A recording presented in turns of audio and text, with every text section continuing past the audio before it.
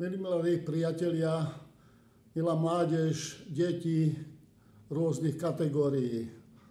Pán Ježiš častokrát používal výzvu poď za mnou. Aj tohto roku pozýva všetkých vás do nádherného prírodného prostredia v Kľačne od 7. do 12. júla.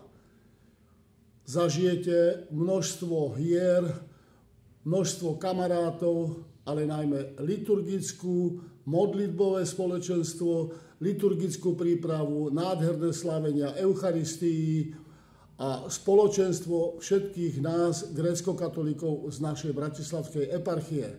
Tak dúfam, že sa tam uvidíme a povieme Pánu Ježišovi, tu som, Pane, použij ma, nasmeruj môj život na správnu cestu.